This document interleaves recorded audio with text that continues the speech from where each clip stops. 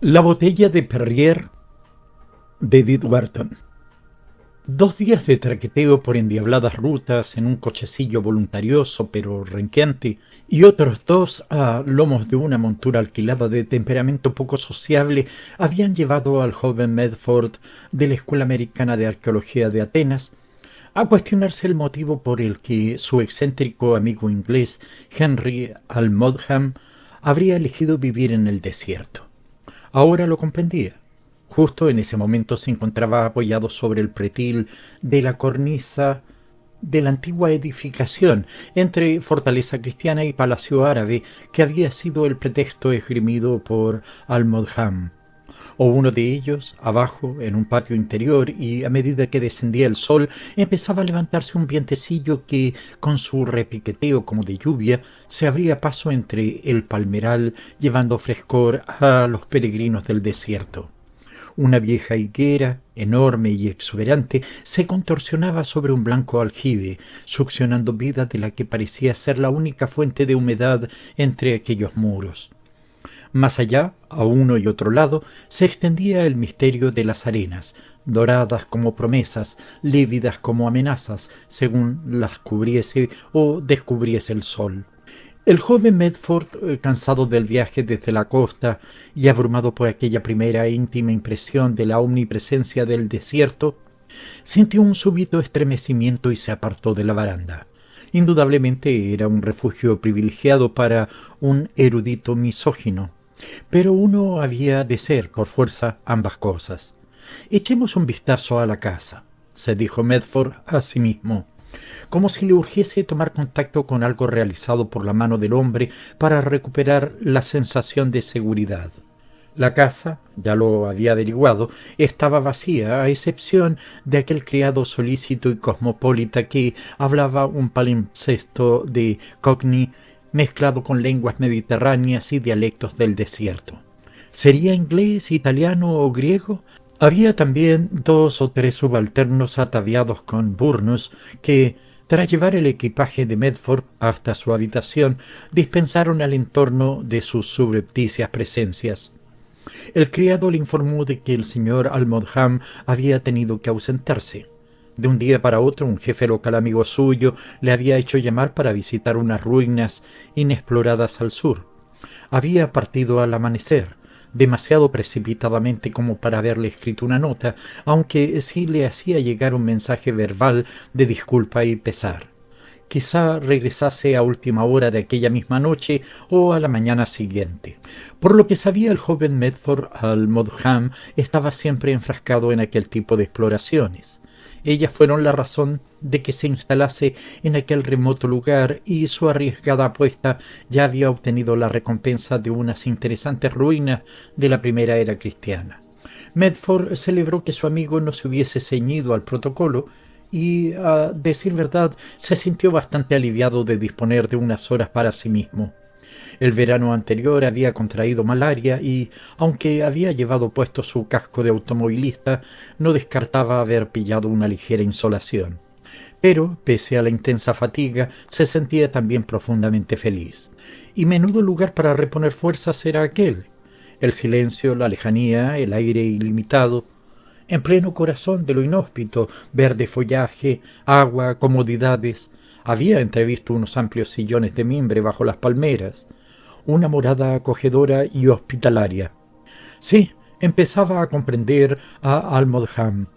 Para cualquiera harto del febril ajetreo de Occidente, los muros de aquel fortín en el desierto transpiraban paz. Justo cuando había puesto el pie en las escaleras, diseñadas como si fuesen una escalera de mano, y se disponía a bajar, Medford divisó la cabeza del criado que en ese momento se alzaba hacia él. Lo hizo con tal lentitud que Medford tuvo tiempo de comprobar que era cetrina y calva en la coronilla, dentada en diagonal por una cicatriz larga y blanquecina y rodeada de toscos cabellos de color rubio ceniza. Hasta entonces Medford solo había reparado en el rostro del hombre, juvenil, aunque también cetrino, en el que le había impactado descubrir una peculiar expresión que sólo de manera precaria cabría definir como de perplejidad. El criado, echándose a un lado, miró hacia arriba y Medford cayó en la cuenta de que su permanente aire de asombro se debía al hecho de que sus ojos, azul intenso, estaban mucho más abiertos de lo habitual, ribeteados además por densas pestañas, rubio ceniza. Aparte de eso, no había ninguna otra cosa destacable en él. Iba a preguntar esto: ¿qué vino le sirvo para la cena, señor? ¿Champán o...? Nada de vino, gracias. Los disciplinados labios del hombre dibujaron un remoto amago de desprecio o de ironía, o ambas cosas. ¿De ningún tipo, señor? Medford le sonrió a su vez. No, de verdad, he estado algo pachucho y me han prohibido el vino. El criado no parecía querer darse por vencido, y un poco de mosel ligero para siquiera colorear el agua, señor. No, nada de vino, de ninguna clase, respondió Medford, empezando a exasperarse. Todavía se hallaba en esa fase de la convalecencia en la que a uno le irrita que le contradigan en asuntos de dieta. Oh, a propósito, ¿cómo se llama usted?, añadió para suavizar un poco la aspereza de su negativa. Gosling, respondió el otro, para sorpresa de Medford, si bien éste no habría sabido decir cómo había esperado que se llamase. ¿Es usted inglés, entonces? Oh, sí, señor. Pero lleva bastantes años por estas tierras, ¿no? Sí, respondió Gosling. Demasiado tiempo para su gusto. Añadió que había nacido en Malta, pero conozco bien Inglaterra. De nuevo la mirada de desprecio. Confieso, señor, que me habría gustado ver Wembley. El señor Almodham me lo prometió en su momento, pero luego, como deseoso de mitigar el abandono en el que había incurrido con semejante confidencia, le pidió a continuación las llaves de su habitación y, en el mismo tono ceremonioso, le preguntó a qué hora le gustaría cenar. Tras haber recibido respuesta, todavía se mostraba remiso a marcharse. Parecía más perplejo que nunca. Entonces, ¿solo agua mineral, señor?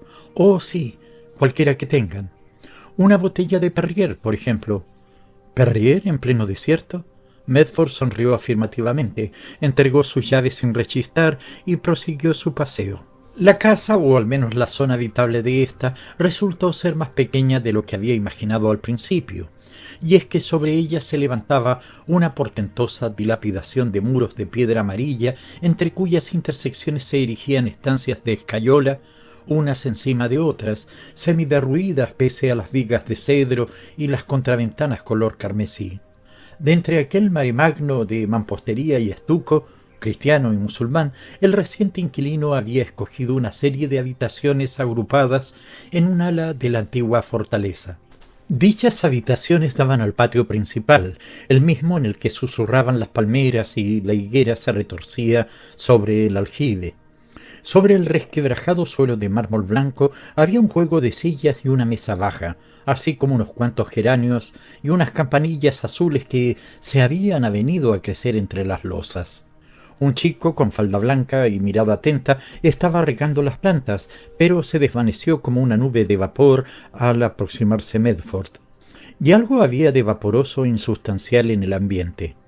Incluso la amplia habitación porticada con acceso al patio, decorada con cojines tipo alforja, divanes de piel de gacela y toscas alfombras indígenas, incluso la mesa sobre la que se apilaban viejos Times y ultramodernas revistas inglesas y francesas. Bajo el aire claro y burlón todo parecía el espejismo de un caminante del desierto. Una hamaca bajo la higuera invitó a Medford a dormitar. Cuando despertó, la tensa cúpula azul que había sobre su cabeza estaba constelada de estrellas y la brisa nocturna cuchicheaba con las palmeras. Descanso, belleza, paz. Sabio Almodham.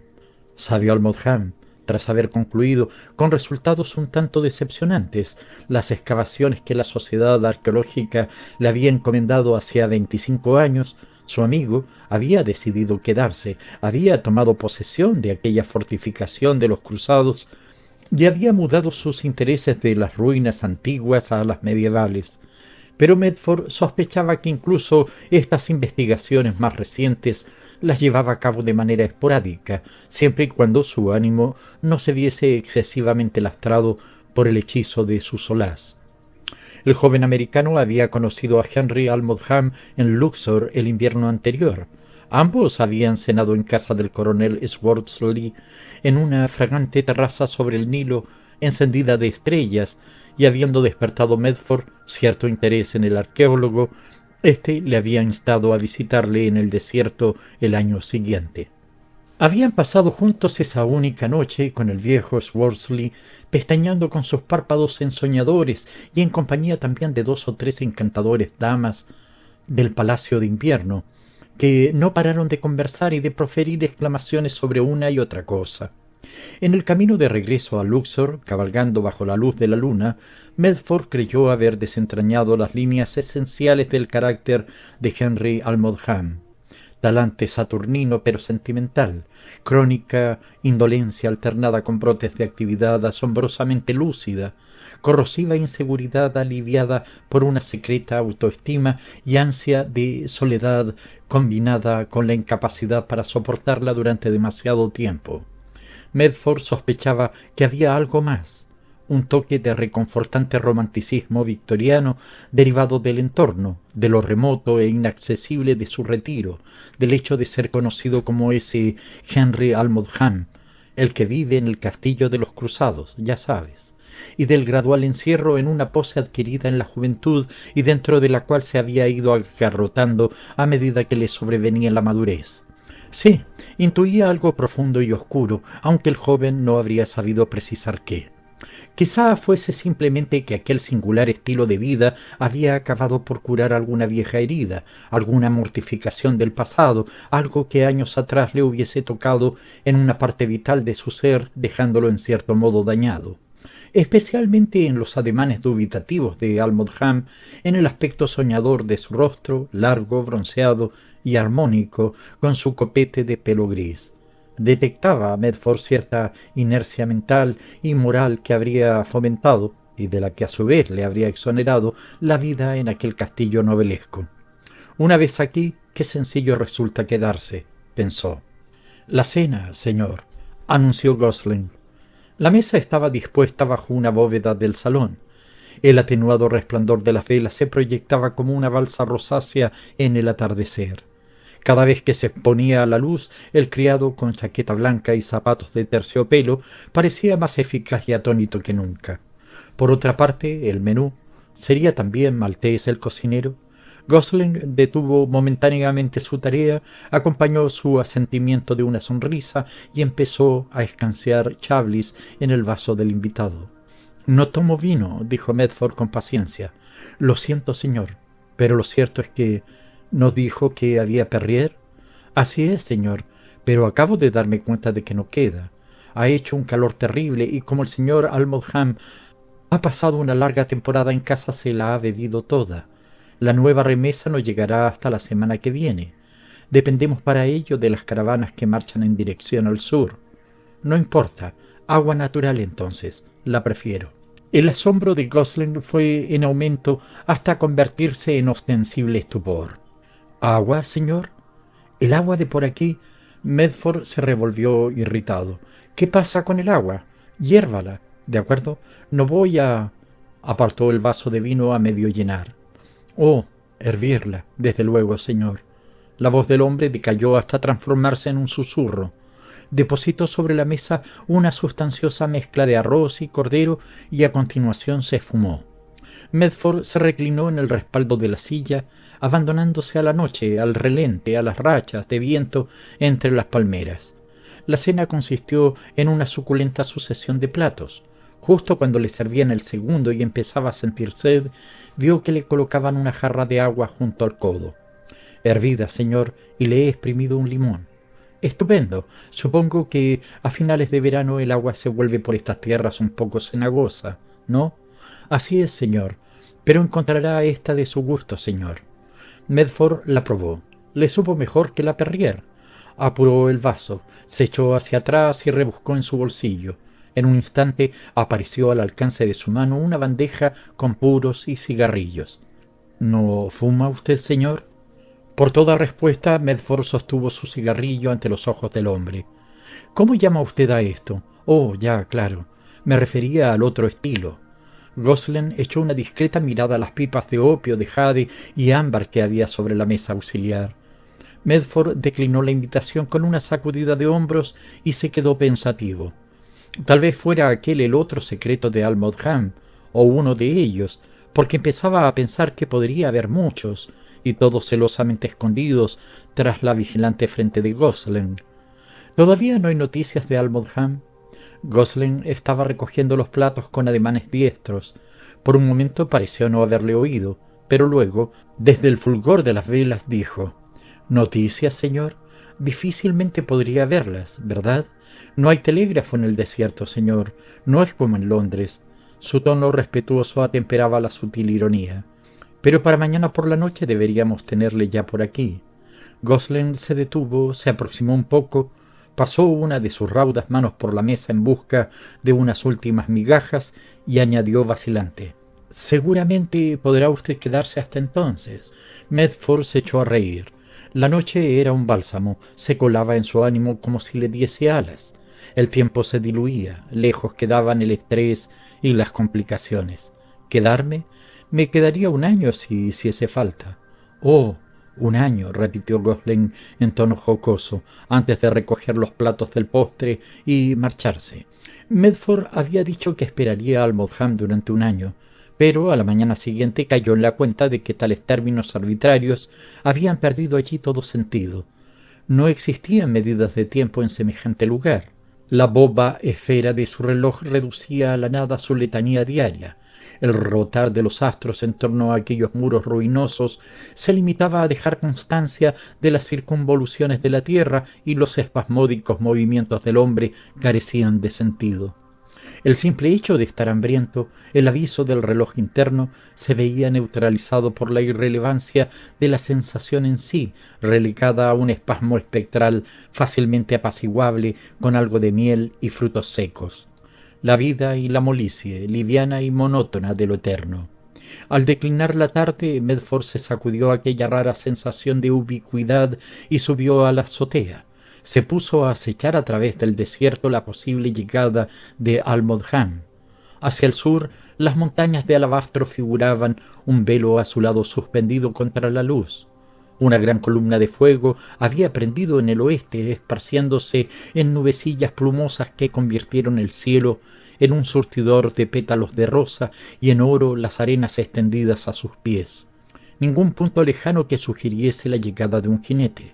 Medford aguardó en vano la aparición del ausente anfitrión hasta que cayera la noche, y el puntual Gosling volvió a convocarle a la mesa. Durante la tarde, Medford se entretuvo hojeando las vanguardistas revistas de solo 3 meses de antigüedad y ya rancias al tacto. Luego las apartó a un lado, se tumbó en un diván y se dispuso a soñar despierto. Almodham debía de pasar mucho tiempo soñando, seguramente. Y entonces, justo cuando su amigo empezase a sentirse presa del sopor, partiría como una exhalación a surcar el desierto tras la aventura de alguna ruina ignota. No era mala vida. En ese momento Gosling apareció con un café turco servido en una taza repujada con filigranas. «¿Hay caballos en el establo?», preguntó Medford de improviso. «¿Caballos? Únicamente percherones, señor. El señor Almodham se llevó consigo los 2 mejores caballos de montar. Estaba pensando que podría salir a caballo a buscarle». Gosling ponderó la cuestión. «Claro, podría hacerlo, señor. ¿Sabe qué ruta tomó?» «No exactamente, señor. Iba a guiarles el caíd del hombre que le dio aviso». «¿Guiarles? ¿Quiénes iban con él?» «Solo uno de nuestros hombres, señor. Ellos se llevaron los 2 puras sangres. Hay un tercero, pero es manso». Gosling hizo un inciso. «¿Conoce las veredas, señor?» «Discúlpeme, pero no creo haberle visto a usted por aquí con anterioridad». «No», admitió Medford, «nunca había estado aquí». «Oh, entonces...» El gesto de Gosling resultó bastante explícito. En tal caso, ni siquiera el mejor pura sangre le sería de ayuda. «Supongo que todavía cabe la posibilidad de que aparezca esta noche, ¿no?» «Oh, sin duda, señor. Confío en verles desayunando juntos aquí mañana», dijo Gosling en tono efusivo. Medford dio un sorbo a su café. «Ha dicho que nunca me había visto antes por aquí. ¿Y usted? ¿Cuánto lleva aquí?» Gosling replicó al instante, como si las cifras nunca permanecieran alejadas de su memoria durante mucho tiempo. 11 años y 7 meses en total, señor. Casi 12 años, demasiado tiempo. Sí, mucho. Y supongo que no se ausenta usted de aquí con mucha frecuencia. Gosling, que se alejaba ya con la bandeja, se paró en seco, se giró y respondió con impetuoso énfasis. No me he ausentado ni en una sola ocasión, no desde que el señor Almodham me trajo aquí por primera vez. Dios bendito, ni unas vacaciones, ni eso, señor. Pero el señor Almodham se marcha de vez en cuando. Le conocí en Luxor el año pasado. Efectivamente, señor, pero resulta que cuando está aquí me necesita a su entera disposición y cuando no está me necesita también para vigilar al resto. Así que ya ve usted. Sí, ya veo, pero debe de estar haciéndosele horriblemente largo. Se me hace largo, señor. Pero, ¿y los demás? ¿Quiere decir que no son plenamente fiables? Bueno, señor, es que son árabes, dijo Gosling con desdeñosa indiferencia. Ya, ¿no hay entre ellos uno solo que lleve más tiempo al servicio del señor Almodham y que sea de fiar? Esa palabra no figura en su vocabulario, señor. Medford se entretuvo encendiendo un puro.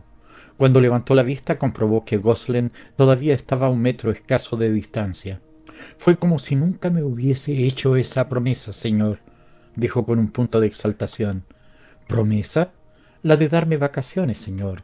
La misma promesa, una y otra vez. ¿Y nunca se presentó la ocasión? No, señor. Los días fueron pasando. En este lugar no es de extrañar. No permanezca usted despierto por mí, añadió Medford. Creo que voy a esperar al señor Almodham. Gosling abrió todavía más, si cabe, los ojos. ¿Aquí, señor? ¿En el patio? El joven asintió y el criado permaneció inmóvil unos instantes mirándole, transformado a la luz de la luna en una espectral figura blanca, el inquieto fantasma de un paciente mayordomo que pudo haber muerto sin haber gozado jamás de vacaciones. Toda la noche aquí abajo, en este patio, señor. Es un lugar retirado. No le oiría si me llamase para cualquier cosa.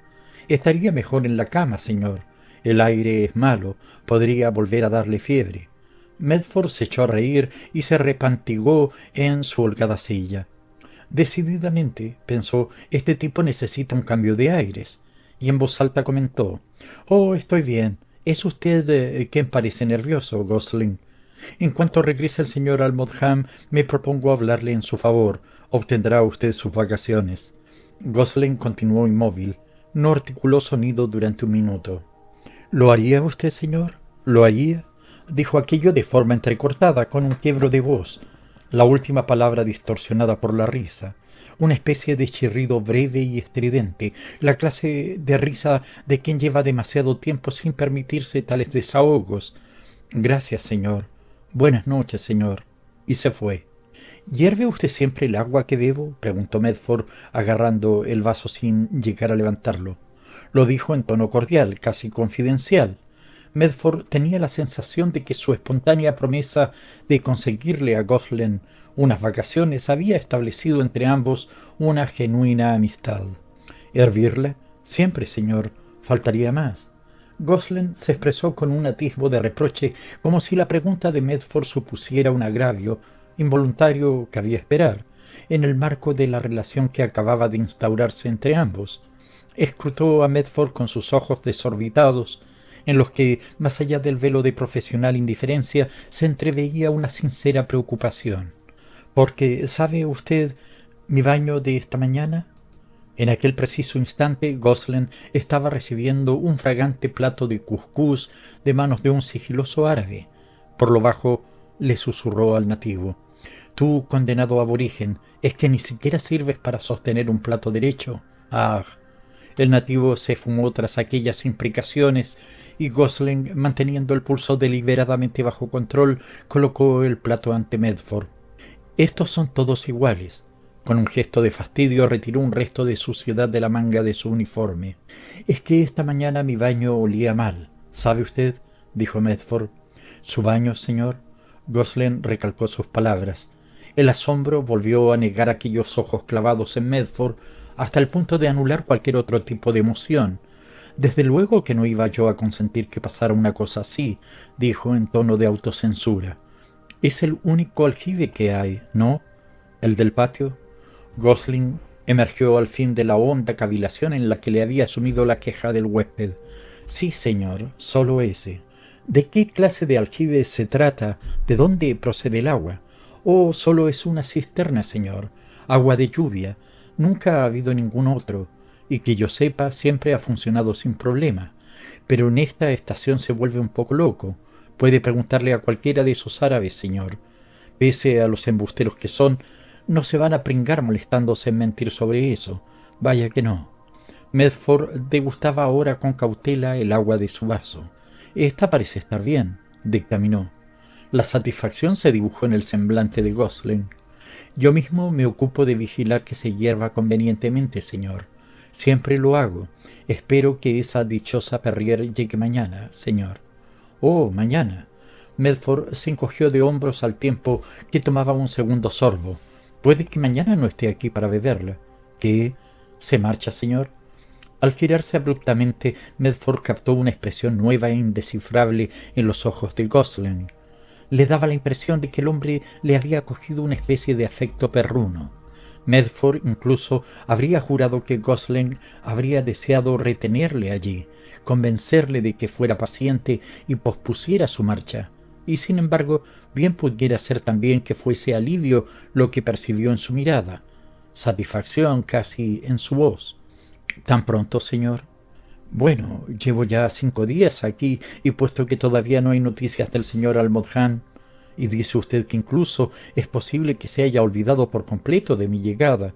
Oh, no digo eso, señor. Olvidado no, solo que cuando todos esos montones de piedra se apoderan de él, se olvida del tiempo, señor. Eso es lo que quiero decir. Los días pasan. Está como en un sueño. No le extrañe que crea que está usted todavía por llegar, señor. Una imperceptible sonrisita aligeró la incolora gravedad de los rasgos de Gosling. Era la primera vez que Medford le veía sonreír. Oh, lo comprendo, pero aún así. Medford hizo una pausa. Su instinto de alerta trataba de combatir el marasmo en que le sumían la molicie de aquel lugar embriagador y sus reconfortantes comodidades. Es extraño. ¿Qué es extraño? Repitió al instante Gosling mientras colocaba dátiles e higos secos sobre la mesa. Todo, dijo Medford. Se apoyó contra el respaldo de su asiento y a través del arco contempló el alto cielo desde el cual caía el mediodía en cascadas de azul y oro. Almodján estaba allá afuera, en algún lugar bajo aquel toldo de fuego, tal vez abstraído en sus sueños, como había dicho el criado. Verdaderamente la tierra era un incesante sortilegio. —¿Café, señor? —sugirió Gosling. Medford aceptó. —Me resulta raro que diga usted que no confía en estos tipos, en estos árabes, y sin embargo no parece en absoluto preocupado porque Almodján esté ahí fuera, Dios sabe dónde, solo con todos ellos. Gosling ponderó el comentario sin alterarse. Entendió a qué se refería Medford. Bueno, señor, no. Usted no lo entendería. Es el tipo de cosas que no se puede enseñar. Cuándo fiarse de esta caterva y cuándo no. Según convenga a sus intereses, señor, y a su religión, como la llaman ellos, vamos. Su desprecio era ilimitado. Pero incluso para comprender un poco por qué no estoy preocupado por el señor Almodján, tendría usted que haberse mezclado con esta chusma y entender el parloteo ese que se traen entre ellos. Pero yo, balbuceó Medford, se interrumpió bruscamente y se inclinó sobre su café. Sí, señor, se puede decir que he viajado con ellos, más o menos. Oh, viajar. El tono de Gosling no acertó a conciliar el respeto con la sorna que había despertado en él el alarde de Medford. Con este llevo ya 5 días aquí, insistió el otro, como queriendo proseguir con su argumentación. El sol de mediodía apretaba con fuerza incluso en la zona sombreada del patio y empezaban a debilitarse los débiles resortes de su voluntad. Lo entiendo, señor. Un caballero como usted con otros compromisos pendientes. Estará apurado de tiempo, por así decirlo, convino Gosling en tono conciliador. Despejó la mesa, trasladó su contenido sobre un par de brazos árabes que tan pronto aparecieron como se esfumaron, y finalmente él mismo se quitó de en medio mientras Medford se dejaba caer en el diván. Tierra de sueños. La tarde envolvía el ambiente como un gran velarium de paño dorado cubriendo las almenas y cayendo en vaporosos pliegues sobre las frondosas palmeras, cuando al cabo de un rato lo dorado se tornó violeta y el oeste semejaba un arco de cristal que abarcaba las arenas. Medford se sacudió la modorra y anduvo un rato deambulando, pero esta vez en lugar de subir a la azotea tomó una dirección distinta. Le asombró descubrir lo poco que sabía de aquel lugar tras 5 días de merodeos y espera. Quizá fuese la última noche que pasaría allí solo. Salió del patio a través de un abovedado pasadizo de piedra que conducía a otro recinto amurallado. Al aproximarse él, 2 o 3 árabes que habían estado agachados por los alrededores se incorporaron y desaparecieron de la vista. Parecía que hubiesen sido engullidos por la recia mampostería. Un poco más allá de donde estaba, oyó Medford ruido de cascos, la agitación de un establo al caer la noche. Atravesó otra arcada y se encontró de repente entre caballos y mulas. Un árabe estaba cepillando a uno de los caballos bajo la luz declinante, un ejemplar joven, vigoroso y castaño. También aquel criado pareció a punto de evaporarse, pero Medford le detuvo sujetándole de la manga. Continúe con su trabajo. El hombre, joven y musculoso, de enjuto rostro beduino, se detuvo y le miró. No sabía que su excelencia hablase nuestro idioma. Oh, sí, dijo Medford. El otro permaneció callado, con una mano sobre el inquieto cuello del caballo y la otra embutida en su fajín de lana. Él y Medford se escrutaron mutuamente bajo la exigua luz. —¿Es este el caballo manso? —preguntó Medford. —¿Manso? Los ojos del árabe recorrieron las patas del animal. —Bueno, sí, es manso —respondió vagamente. Medford se agachó y palpó las rodillas y los espolones del animal. —Parece bastante en forma. ¿No sería posible dar un paseo con él esta noche si me apeteciera? —Parece bastante en forma. El árabe se tomó unos segundos para reflexionar. Evidentemente le había desconcertado la magnitud de la responsabilidad sobrevenida con la pregunta. —¿A su excelencia le gustaría montar esta noche? —Oh, no sé, es un antojo. Tal vez sí o tal vez no. Medford encendió un cigarrillo y le ofreció otro al mozo cuya blanca dentadura reflejó su evidente satisfacción. Al aproximarse los 2 hombres para compartir el fósforo, pareció ceder un poco la timidez del árabe.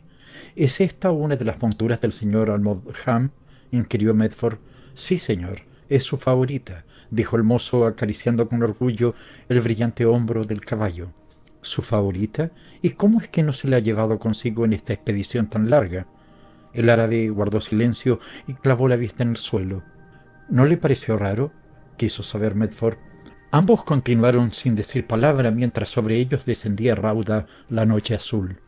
Al cabo de un rato preguntó Medford en tono casual: —¿Dónde cree usted que está su amo en este preciso instante? La luna, oculta durante el radiante declinar del día, se había adueñado de repente del mundo y un profuso rayo blanco caía de lleno sobre la igualmente blanca casaca del nativo, sobre su rostro bronceado y sobre el turbante de pelo de camello coronado con un nudo en la parte superior. Sus agitados globos oculares centellaban como joyas. Si fuese voluntad de Alá que lo supiésemos. Pero cree usted que está a salvo, ¿verdad? ¿No le parece necesario enviar todavía una partida en su busca? El árabe pareció meditar cuidadosamente la cuestión. La pregunta debía de haberle cogido por sorpresa.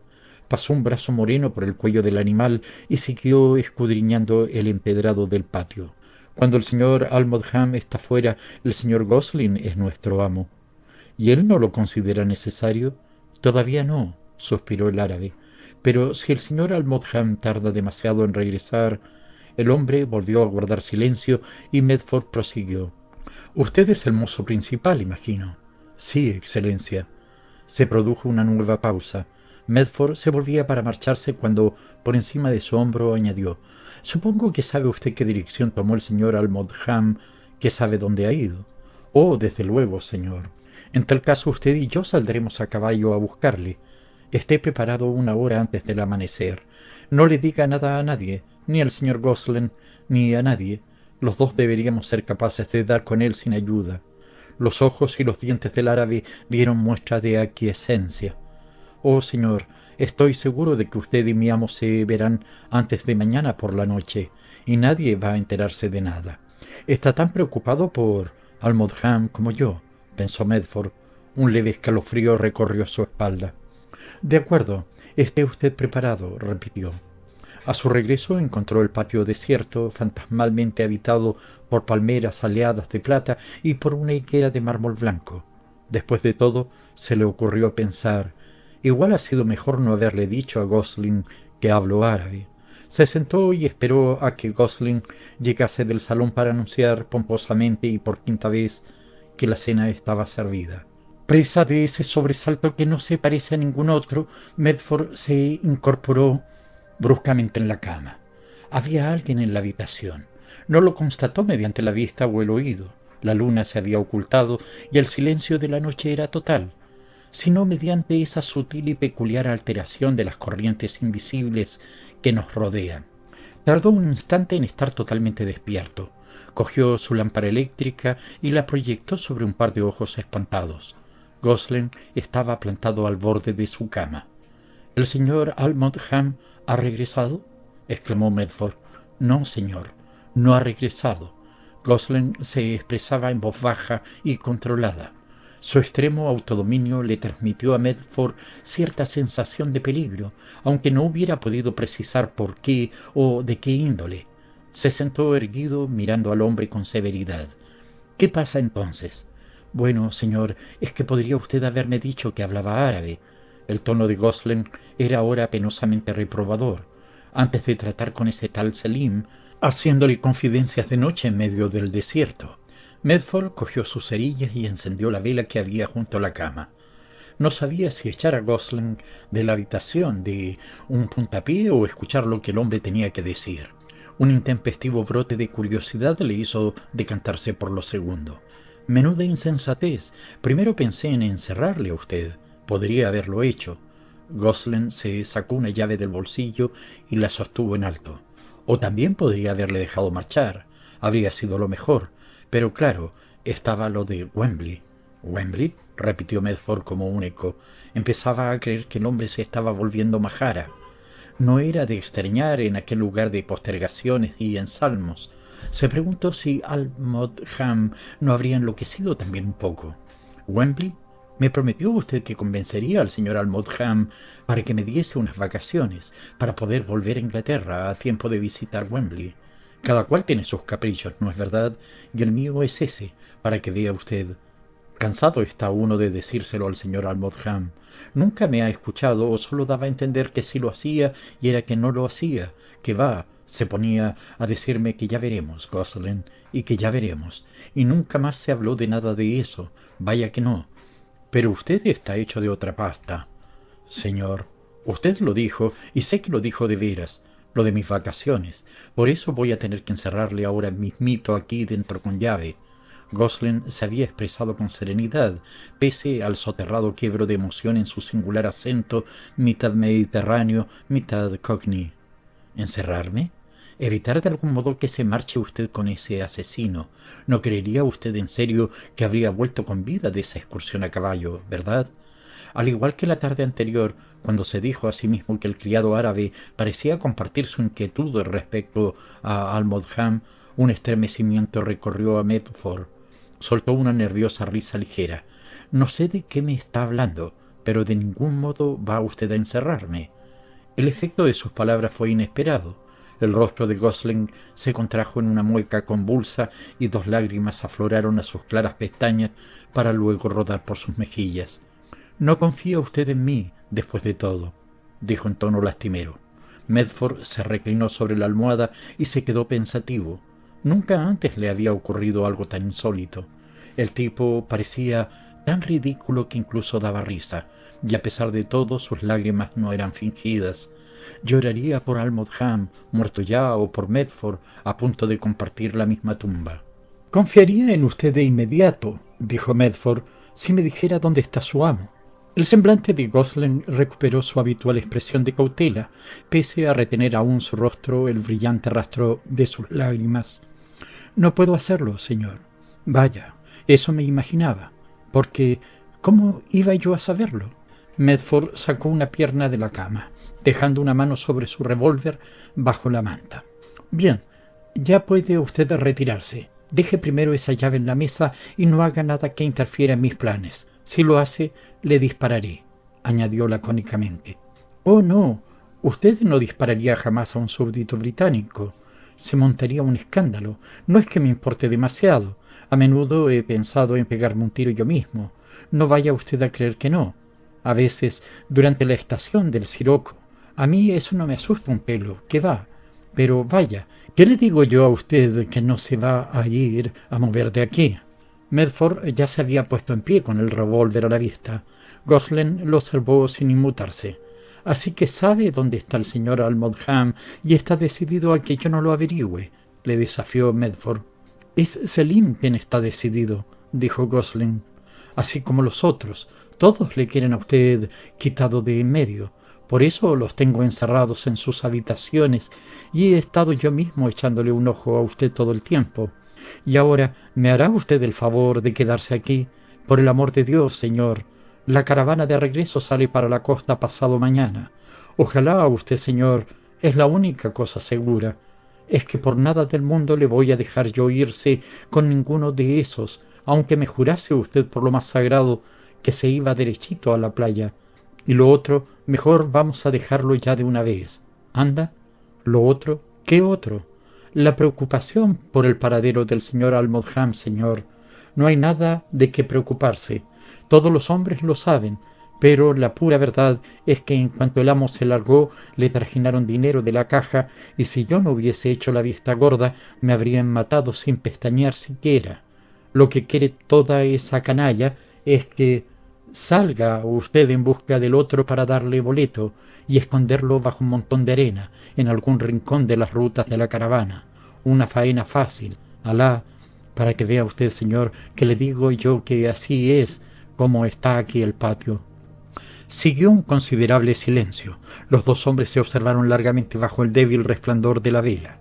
El cerebro de Medford se iba despejando a medida que se cernía sobre él la sensación de peligro. Su mente buscó afanosamente desde todos los ángulos de aquel hostigador enigma, pero parecía impenetrable desde cualquier acceso. Lo extraño era que, si bien no creía ni la mitad de cuanto le había dicho Gosling, el hombre continuaba inspirándole una rara sensación de confianza en lo que concernía a la mutua relación entre ambos. Medford dejó el revólver sobre la mesa. «Muy bien», dijo, «no saldré en busca del señor Almondham, ya que me aconseja usted lo contrario, pero tampoco voy a marcharme con la caravana. Esperaré aquí hasta que mi amigo vuelva». Vio a Gosling palidecer bajo su piel cetrina. «No haga usted eso. No respondo de esa gentuza si se empeña en esperarle.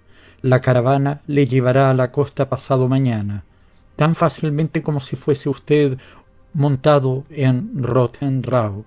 Vaya, de modo que tiene la certeza de que el señor Almondham no estará de regreso pasado mañana», le pilló Medford. «Yo no sé nada, señor. Ni siquiera dónde se encuentra él ahora». Gosling reflexionó unos instantes. «Lleva demasiado tiempo fuera como para saberlo». Y sin añadir nada más, la puerta se cerró a sus espaldas.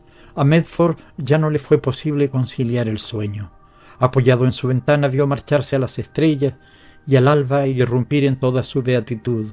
Con el resurgir de la vida dentro de aquellos antiguos muros, se admiró del contraste entre aquella fuente de pureza que anegaba los cielos y los malignos secretos que anidaban cual vampiros en la mampostería terrenal.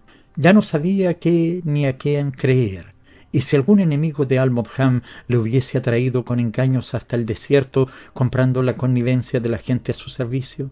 Habrían tenido los criados sus propios motivos para raptarle, y estaría Gosling en lo cierto al afirmar que el mismo destino aguardaba a Medford. A medida que se intensificaba la luz, Medford sentía que retornaban sus fuerzas. Incluso le estimulaba lo inextricable de todo aquel misterio. Se quedaría y descubriría la verdad. Siempre era el propio Gosling quien le llevaba el agua para el baño de Medford, pero no lo hizo aquella mañana. Cuando apareció fue solo para traerle la bandeja del desayuno. Medford reparó en su semblante inusualmente pálido y en los párpados enrojecidos como de haber llorado.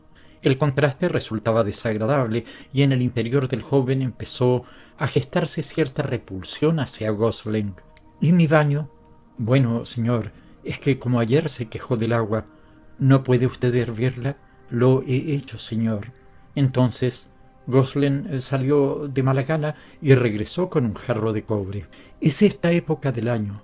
Estamos que nos morimos por un poco de lluvia, refunfuñó vaciando una mínima cantidad de agua en el baño. Desde luego el aljibe debe de estar en las últimas, pensó Medford.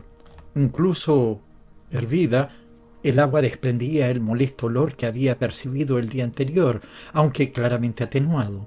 Pese a ello, en aquel clima el baño constituía una necesidad de primer orden. Pasó el día entregado a fútiles lucubraciones sobre su situación.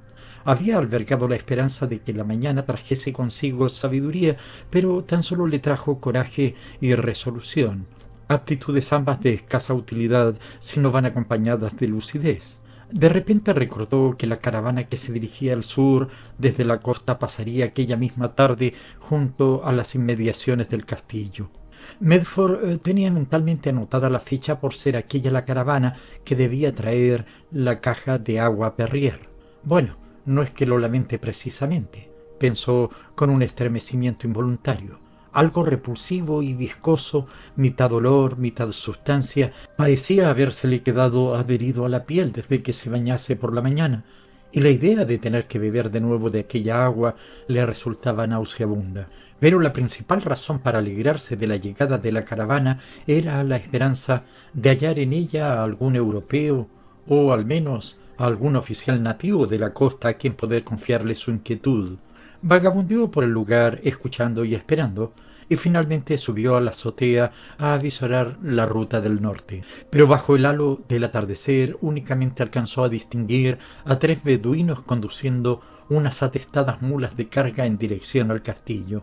A medida que estos ascendían el empinado sendero, logró reconocer a algunos de los hombres de Almodham, deduciendo al instante que la ruta sur de la caravana no pasaba exactamente junto a las murallas, sino que los hombres habían salido a su encuentro, quizá en algún pequeño oasis al otro lado de las dunas. Mortificado por la torpeza de no haber previsto dicha posibilidad, Medford bajó a toda prisa al patio, confiando en que los hombres le trajeran noticias de Almodham. Al llegar Medford al patio le alcanzaron voces airadas y respuestas igualmente exaltadas procedentes de las caballerizas. Apoyado sobre la tapia, se puso a escuchar. Gosling, maestro de todos los dialectos del desierto, imprecaba a sus subordinados en media docena de ellos. —¿Que no lo habéis traído? Vamos, hombre, y me decís que no estaba el bulto allí, y yo os digo que sí estaba. ¿Cómo que no? Y que lo sabéis muy requete bien. Lo que pasa es que lo habéis dejado tirado en alguna duna mientras estabais de palique con los catamañanas esos de la costa, o también puede ser que lo hayáis amarrado tan malamente al caballo que se os ha soltado por el camino. Y claro, como que estabais todos demasiado al helado como para darse cuenta. Oh, hijos de malas madres que ni merecen que las miente uno. Alá, pues, para allá que vais a ir de vuelta otra vez a buscar lo que habéis perdido. Es lo que hay. Por Alá y la tumba de su profeta, nos tratas de manera imperdonable. No se quedó nada en el oasis, ni tampoco se nos cayó por el camino. No estaba allí, y esa es toda la verdad. Toda la verdad, miserable pandilla de haraganes y embusteros, vosotros, y el caballero invitado aquí, que no se echa a la boca otra cosa que no sea agua. Lo mismo que vosotros, ya lo creo, que siempre estáis jurando no haber bebido más que agua. A otro con el cuento ese, rufianes, que sois todos bebedores de licor. Medford se apoyó sobre la tapia con una sonrisa de alivio. Tan solo era una caja de Perrier, la caja que estaban esperando, lo que había caldeado los ánimos de aquellos 2 hombres adultos hasta tal punto de furor.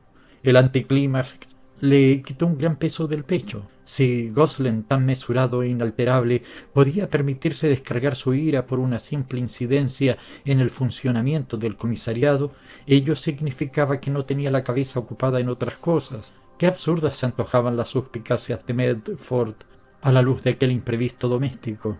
Al instante se sintió conmovido por las atenciones de Gosling e irritado consigo mismo por haberse dejado llevar por fantasiosos delirios orientales.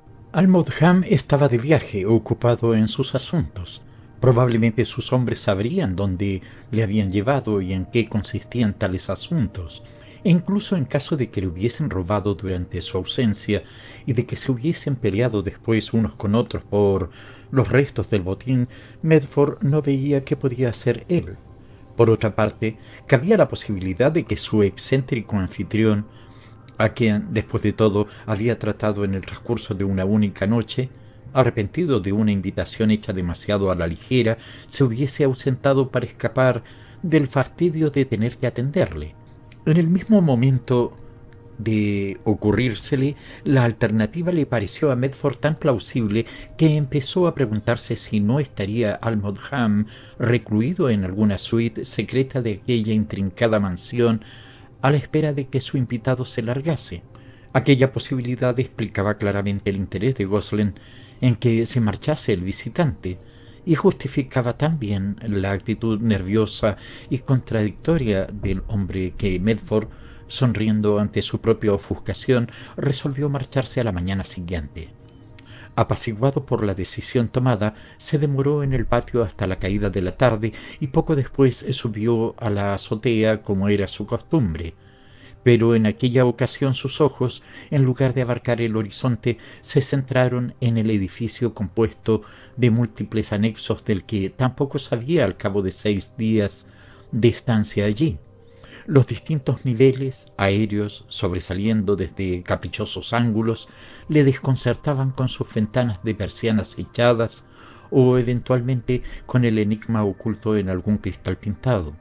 ¿Detrás de qué ventana estaría escondido su amigo, espiando quizá a su invitado en aquel preciso instante? La idea de que aquel hombre de carácter mudable, de rostro moreno y alargado, con su copete de pelucano, sus presumibles egoísmo y tiranía y su pertinaz ensimismamiento pudiese estar realmente a un tiro de piedra, suscitó por primera vez en Medford una aguda sensación de soledad. Se sintió excluido, no querido.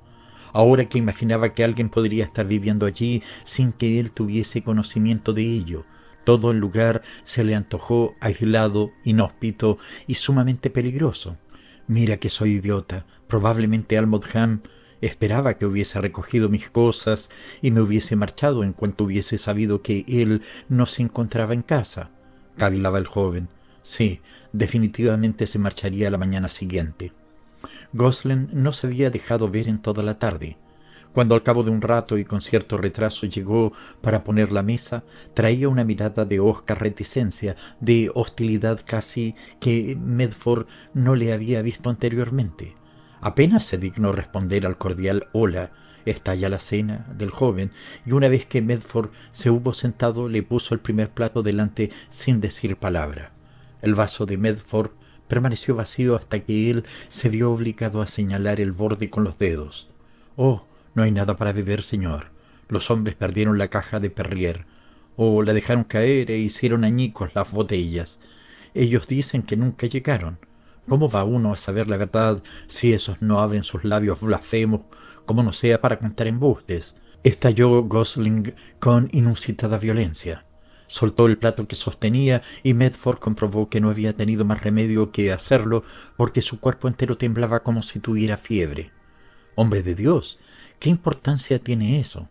Va usted a enfermar», exclamó Medford poniendo una mano sobre el brazo del criado. Pero el otro, mascullando, «Oh, válgame Dios, si hubiera ido yo mismo en lugar de esos liantes», se soltó bruscamente y abandonó la habitación. Medford se sentó sumido en especulaciones. Realmente el pobre Gosling parecía a punto de tener una crisis nerviosa. Nada extraño, por otra parte, cuando a él mismo le había afectado tan profundamente lo siniestro de aquel lugar. Tras un breve intervalo, reapareció Gosling, comedido y sin despegar los labios, para traer el postre y una botella de vino blanco. «Discúlpeme, señor».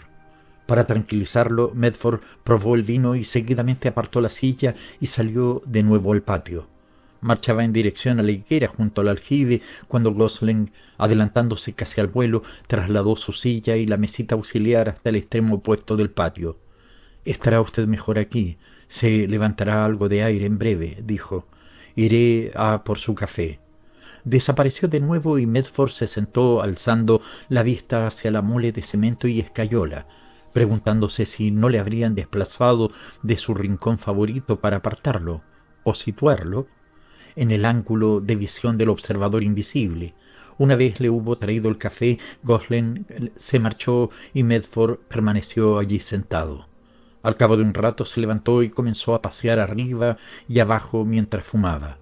Medford regresó luego a su silla, pero tan pronto estuvo sentado creyó sentir la mirada del furtivo observador clavada en la brasa rojiza de su cigarro. La sensación se tornó crecientemente incómoda. Casi podía notar los largos y fantasmales brazos de Almodham alcanzándole desde allá arriba, desde algún punto incorrecto de la oscuridad. Regresó al salón, donde colgaba del techo una lámpara que despedía luz tenue, pero como apenas había aire dentro de la habitación, volvió a salir fuera, arrastrando la silla hasta su lugar habitual bajo la higuera. Allí tenía la sensación de poder esquivar el acecho de las ventanas que tanto le había inquietado hace un momento, y se sintió más a gusto, pese a que la brisa no llegaba tan directa hasta aquella esquina y a que el denso aire parecía impregnado de las emanaciones del aljibe adyacente. «El agua debe de estar muy baja», pensó Medford. Pese a no ser penetrante, el olor no dejaba de ser desagradable, y se quedó dormido. Cuando despertó, el disco anaranjado de la luna se cernía pesadamente sobre los muros, aligerando un poco la oscuridad del patio. Debía de haber dormido durante una hora o más. La noche era deliciosa, o lo habría sido en cualquier lugar distinto de aquel. Medford sintió un repelús como secuela de sus pasadas fiebres y recordó que Gosling le había advertido que el patio no era un lugar saludable de noche. «Será por el aljibe, supongo. Me he sentado demasiado cerca», concluyó. Le dolía la cabeza y, tal como le había sucedido tras el baño, tuvo la sensación de que el repulsivo olor dulzón se le quedaba adherido a la cara. Se levantó y se aproximó al aljibe para comprobar cuánta agua quedaba en él.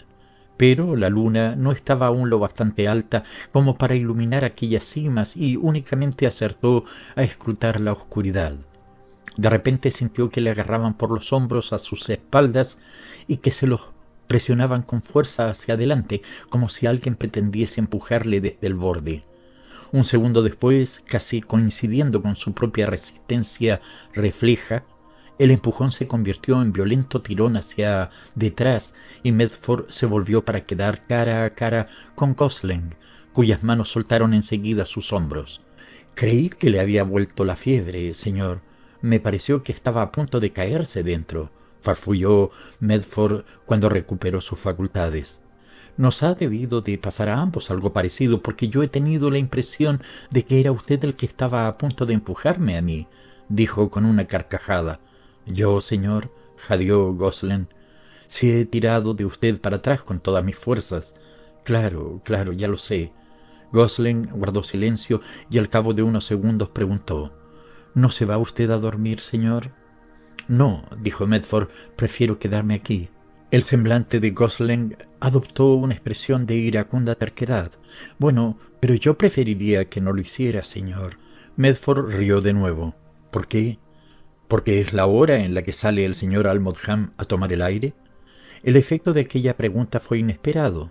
Gosling retrocedió un par de pasos y se llevó las manos a los labios, presionándolos como si quisiera reprimir un lamento.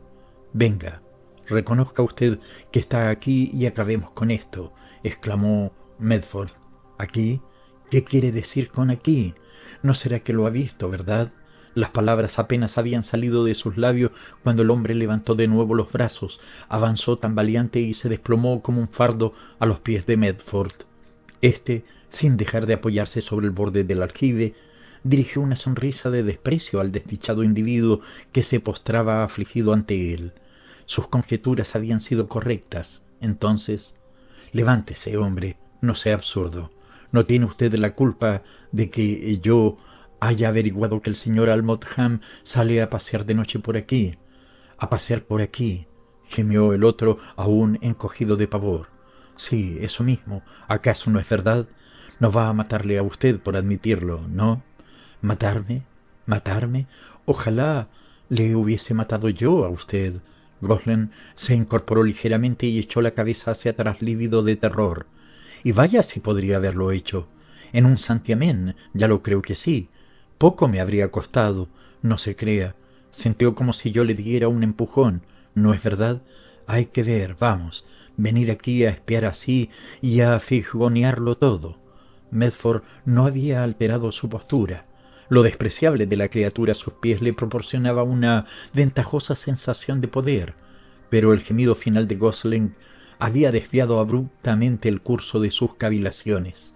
Almodham estaba allí, entonces de eso no cabía duda, pero ¿dónde y bajo qué apariencia? Un nuevo temor descendió raudo por su espina dorsal. Así que después de todo tuvo usted intención de empujarme para hacerme caer, dijo. ¿Por qué? Quizá como el método más rápido para que me reuniese con su patrón. El criado tardó menos en reaccionar de lo que se había figurado. De nuevo en pie, Gosling permaneció respetuosamente inclinado y en actitud sumisa bajo la acusadora luz de la luna. ¡Ay, Dios mío! Si casi voy y le tiro a usted dentro. ¿Se ha dado cuenta? ¿A que sí? Pero luego fue por lo que me dijo sobre Wembley. Lo de echarme un cable, señor. Sentí que lo había dicho usted de veras y por eso me ha dado sentimiento y me he arrepentido al final. El rostro del hombre volvía a estar bañado en lágrimas, pero esta vez Medford las rehuyó con aprensión, como si fuesen salpicaduras despedidas por un cuerpo al caer sobre las sucias aguas de un pozo.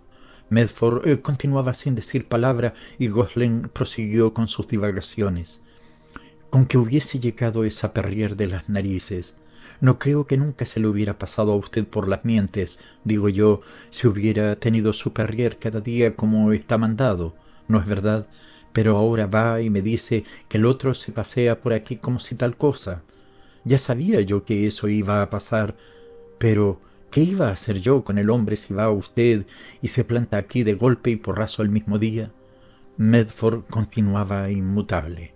Y es que él me estaba volviendo tarumba, señor, loco de remate, esa misma mañana. ¿Que no me cree? Justamente la semana antes de que llegase usted, iba yo a pillar el barco para Inglaterra y a tomarme mis vacaciones. Un mes enterito, mire usted, señor, y eso que en justicia me correspondía 6 meses, ¿eh? Un mes en Hammersmith. En casa de un primo mío iba a estar yo la mar de bien y pudiendo ver Wembley sin prisas. Y entonces va él y se entera de que viene usted de camino. Y, alá, como está tan solo y aburrido aquí, ya me entiende, le hacen falta nuevas distracciones para no perder la chaveta. Y entonces, cuando se entera, digo, de que viene usted para acá, se le quita en un pispás el humor de perros que había tenido, se vuelve loco de alegría y va y me dice, le tendré todo el invierno aquí conmigo, un joven interesante, Gosling, de los de mi cuerda. Y cuando le pregunto qué va a pasar entonces con lo de mis vacaciones, se me queda mirando con esos ojos tan fríos que tiene y me dice, ¿vacaciones? Oh, claro, bueno, el año que viene. Veremos cómo arreglamos la cosa para el año que viene. El año que viene, señor, como si me estuviera haciendo un favor, digo. Y erré desde hace ya casi 12 años. Pero esta vez de no haber venido usted, creo que habría podido irme porque ya se estaba acostumbrando a que le atendiera ese Salim, y de salud estaba más bien que nunca, se lo digo yo. Y bueno, eso le dije yo mismamente, que uno tenía también sus derechos, que yo ya no era un chiquillo, y que le había servido muy requete bien encadenado aquí como un perro guardián, y que él siempre me salía con la misma monserga, que si el año que viene, y el año que viene. Y ya ve usted, señor, de pronto se echa a reír en mis narices. Va el menda, se enciende un pitillo y me suelta. Corta el rollo. Estaba de pie, ahí donde está usted ahora mismo plantado, señor, y se volvió de pronto para meterse ya en la casa. Y entonces fui y le endiñé. Como pesaba lo suyo, se cayó por el borde del aljibe en menos que canta un gallo. Y para rematar la cosa, todos aquí esperando que apareciera usted por las puertas en cualquier momento. ¡Ay, que Dios me ayude! La voz de Gosling se quebró al final en un extraño murmullo. Ante sus últimas palabras, Medford había retrocedido involuntariamente unos cuantos pasos. Ambos hombres permanecieron de pie en mitad del patio, observándose el uno al otro sin decir palabra. Desde arriba, oscilando entre las almenas, la luna lanzó un inquisitivo arpón de luz sobre la ominosa oscuridad del aljibe. Fin.